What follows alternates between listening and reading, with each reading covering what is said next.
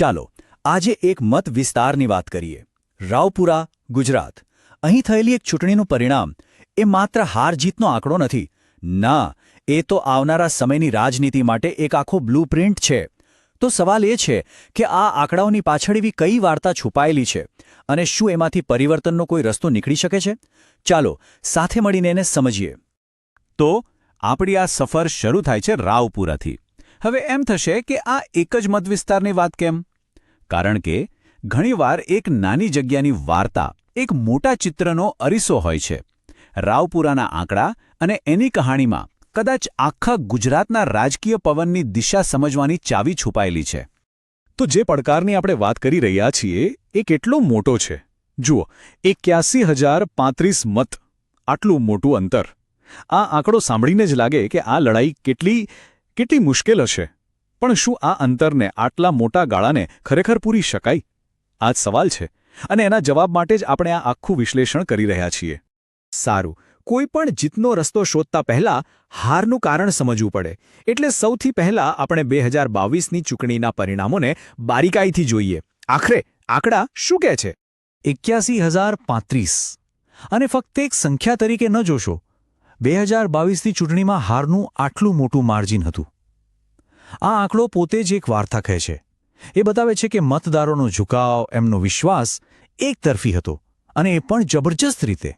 અને જ્યારે આપણે આ આંકડાને ટકાવારીમાં જોઈએ તો ચિત્ર એકદમ સાફ થઈ જાય છે. ભાજપને મળ્યા લગભગ 69% મત અને એની સામે કોંગ્રેસને મળ્યા માત્ર 22%. એટલે કે સીધો 47%નો તફાવત. તમે સમજી શકો છો કે બે પક્ષોના પ્રદર્શન વચ્ચે કેટલી મોટી ખાઈ હતી. પણ વાર્તા અહીં પૂરી નથી થતી. આમાં એક બીજો બહુ જ મહત્વનો વળાંક છે. 2017ની ચૂંટણીની સરખામણીમાં 2022માં મતદાન લગભગ 10% ઓછું થયું. હવે સવાલ એ ઊભો થાય છે કે આ જે 10% મતદારો ઘરે બેસી રહ્યા, એનું પરિણામ પર શું અસર થઈ હશે? આ એક મોટો સવાલ છે. જો 2022ના પરિણામને અને આ મતદાનના ઘટાડાને જોડવા માટે આપણે થોડું પાછળ જવું પડશે, ઇતિહાસમાં જોવું પડશે. છેલ્લા 27 વર્ષના આંકડા આપણને એક પેટર્ન, એક ટ્રેન્ડ બતાવશે, જે કદાચ આખી રમત સમજાવી દે. આ ટેબલ જુઓ. આ રાવપુરાની રાજકીય સફરની આખી કહાણી છે. 2002માં ભાજપ 75% મત સાથે એની ટોચ પર હતું. પણ પછી શું થયું? 2002થી 2017 સુધી એમના વોટ શેરમાં સતત ધીમો પણ ચોક્કસ ઘટાડો જોવા મળ્યો. એક ટ્રેન્ડ બની રહ્યો હતો. પણ 2022માં અચાનક બધું બદલાઈ ગયું. ઘટતા મતદાન સાથે આ આખો ટ્રેન્ડ ઉલટો ફરી ગયો, એકદમ નાટકીય રીતે. તો આ બધા આંકડાઓમાંથી એક વાત સ્પષ્ટ રીતે બહાર આવે છે. એક સંબંધ દેખાય છે. જ્યારે પણ મતદાન વધ્યું છે, જેમ કે 2012 અને 2017માં, ત્યારે કોંગ્રેસનું પ્રદર્શન બહેતર થયું છે. અને જ્યારે મતદાન ઘટ્યું તો પરિણામ શું આવ્યું એ આપણે જોયું.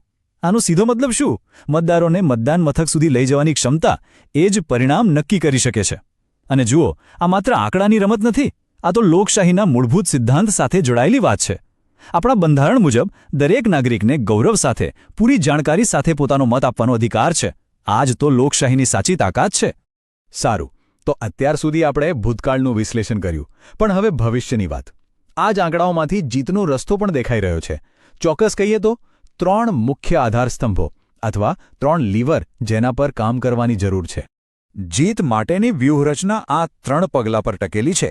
નંબર 1, મતદાન વધારવું, ખાસ કરીને શહેરી વિસ્તારોમાં. મતદાનને 65%થી ઉપર લઈ જવું, કારણ કે આપણે જોયું કે વધુ મતદાન કોને ફાયદો કરાવે છે. નંબર 2, મુખ્ય સમુદાયો સાથે ફરીથી જોડાવું. પાટીદાર હોય કે બ્રાહ્મણ, એમની સાથે ફરીથી વિશ્વાસનો સંબંધ બાંધવો પડશે.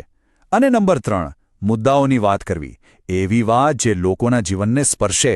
નોકરી, મોંઘવારી, આ મુદ્દાઓ પર એક સ્પષ્ટ અને મજબૂત નેરેટિવ બનાવવું.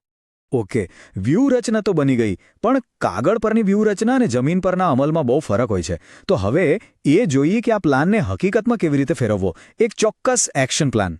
આ મોડેલનો સિદ્ધાંત બહુ સરળ છે. લોકોની ફરિયાદોને શાસનના ઉકેલો સાથે સીધી રીતે જોડી દો. જો લોકો કહે છે કે ઇન્ફ્રાસ્ટ્રક્ચર ખરાબ છે, નોકરીઓ નથી, મોંઘવારી છે, તો એની સામે તમારી પાસે શું નક્કર નીતિઓ છે, શું સ્પષ્ટ ઉકેલ છે, એ બતાવવું. એ જ સાચા અર્થમાં જવાબદાર શાસન છે.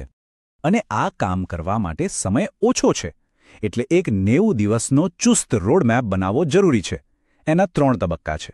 પહેલા 30 દિવસ એટલે કે D90 થી D60 ફક્ત સાંભળો, લોકોની સમસ્યાઓ સમજો અને સંગઠનને મજબૂત કરો. પછીના 30 દિવસ D59 થી D30 જનસંપર્ક, તમારો સંદેશ લઈને લોકો વચ્ચે જાઓ. અને છેલ્લા 30 દિવસ D29 થી વોટિંગના દિવસ સુધી એક જ લક્ષ્ય, મતદારોને મતદાન મથક સુધી પહોંચાડવા. આ અંતિમ તબક્કો સૌથી નિર્ણાયક છે. આજકાલ જમીની લડાઈની સાથે સાથે એક લડાઈ ડિજિટલ દુનિયામાં પણ લડાઈ છે, અને એના માટે પણ ચોક્કસ સાધનો જોઈએ. જેમ કે વોટ્સએપ પોડ્સ, જેનાથી તમારો સંદેશ ઝડપથી ફેલાય, ઇન્સ્ટાગ્રામ રીલ્સ, જેથી યુવાનો સાથે સીધો સંવાદ થાય, અને સૌથી અગત્યનું એક ફેક્ટ કાઉન્ટર ટીમ, જે ખોટી માહિતી, અફવાઓનો તરત જ જવાબ આપે. આ બધાનો હેતુ એક જ છે, સાચી વાત સાચા સમય સાચા લોકો સુધી પહોંચે. હવે વાત કરીએ ઉમેદવારની, કારણ કે કોઈપણ વ્યૂહરચના ઉમેદવાર વગર અધૂરી છે. તો અહીં એકદમ નિષ્પક્ષ મૂલ્યાંકન કરવું જરૂરી છે. મજબૂત પક્ષ શું છે? ઉચ્ચ પ્રામાણિકતા, સારા સંસાધનો, આ બધું બરાબર છે. પણ નબળાઈ શું છે? જમીની સ્તરે લોકો સાથે જોડાણ ઓછું છે, જનસંપર્કો ઓછો છે. અને આ નબળાઈને દૂર કરવી પડશે. પણ એ કરતી વખતે એ પણ યાદ રાખવું પડશે કે મતદારોનો સંપર્ક તેમની સંમતિથી અને તેમની ગોપનીયતાનું સન્માન કરીને જ થવો જોઈએ. આ કાયદાકીય અને નૈતિક બંને રીતે જરૂરી છે. અને આટલી બધી મહેનત, આટલી બધી વ્યૂહરચના એને એક સૂત્રમાં બાંધવી હોય તો એ સૂત્ર છે વિકાસ, વિભાજન નહીં. બસ આટલું જ. આ એક સ્પષ્ટ સંદેશ છે, એક વચન છે કે અમારી રાજનીતિ લોકોના જીવનને બહેતર બનાવવા માટે છે, સમાજમાં ભાગલા પાડવા માટે નથી. તો અંતે આ આખું વિશ્લેષણ આપણને એક બહુ મોટા સવાલ પર લાવીને મૂકી દે છે. શું માત્ર ડેટા, માત્ર આંકડા અને વ્યૂહરચના પર બનેલો એક બ્લૂપ્રિન્ટ ખરેખર એક ઉમેદવાર અને મતદારોના દિલ વચ્ચેનું અંતર પૂરી શકે છે? આધુનિક રાજકારણમાં વ્યૂહરચના અને સાચા લોકસંપર્ક વચ્ચેનું સંતુલન કેવી રીતે જાળવવું, એ વિચારવા જેવો પ્રશ્ન છે. અને જો તમે આ પડકાર માટે તૈયાર છો, જો તમે એક જનકેન્દ્રિત નેતા બનીને તમારા મતવિસ્તારનો ઉત્કર્ષ કરવા માંગો છો, તો blueprintstrategies.ai નો સંપર્ક કરો, mgr@blueprintstrategies.ai પર, અથવા ફોન કરો 08042041602 પર. રાજનીતિથી પર એક ઉદ્દેશ્ય,